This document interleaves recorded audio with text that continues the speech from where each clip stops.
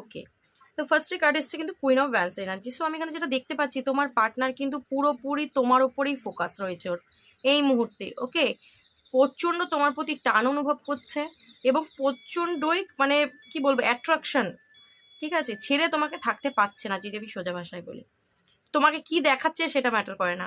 মানুষের দুটো ফেস নিয়ে মানুষ চলে, জানো তো, বাইরে একরকম দেখায় কিন্তু সে ভেতরে ভেতরে ভাবে কিছু অন্যরকম। তো তোমার পার্টনারের ভিতরে কিন্তু ভাবনা চিন্তাটা হচ্ছে কুইন অফ ভ্যান্স, ঠিক আছে। সে কিন্তু একদম তোমাকেও পারফেক্ট মানে তার লাইফ পার্টনার হিসেবে মনে করছে আজকের ডের এনার্জি। তুমি হয়তো তুমি একটা না নিজের পাশে আশেপাশে একটা বাউন্ডারি সেট করে দিয়েছো যে হ্যাঁ ভাই আমি এইটা, ঠিক আছে, তো তোমাকে আমি এত দূর পর্যন্ত রিকোয়েস্ট করতে পারি, এরপরে আর নয়। তোমার নিজের সেলফ রেসপেক্ট তুমি বজায় রেখেছো, দেন ও কিন্তু তোমার কাছে একটা মানে পাওয়ারফুল লেডি বা পাওয়ারফুল মেল হিসাবে দেখছে, ঠিক আছে। তো প্রচণ্ড তোমার প্রতি কিন্তু টান ফিল করছে, আমি যেটা দেখতে পাচ্ছি, প্রচণ্ড টান ফিল করছে। ওকে, এইট অফ ভ্যান্সের কার্ডটা এসছে, আমি এখানে দেখতে পাচ্ছি যে ও কিন্তু তোমার সাথে কমিউনিকেশন চাইছে, ঠিক আছে, কমিউনিকেশন করতে চাইছে।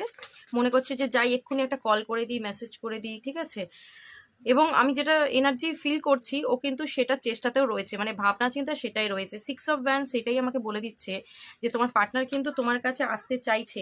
তোমার কাছে এসে সে কিভাবে মানে রিলেশনশিপটাকে আবার শুরু করতে পারে সে কিন্তু অবশ্যই সেটা ভাবনা চিন্তা করছে, ঠিক আছে। কারণ আমি এখানে দেখতে পাচ্ছি থ্রি অফ সোর্সের এনার্জিটা এসছে, ওর কিন্তু খুব পেনের মধ্যে দিয়ে যাচ্ছে। দেখো, তোমাদের যে কারণে নো কন্ট্যাক্ট হয়ে যাক না কেন, সে কিন্তু এই মুহূর্তে তার হার্ট ব্রেক হয়ে রয়েছে, ঠিক আছে, এটা একদম সত্য।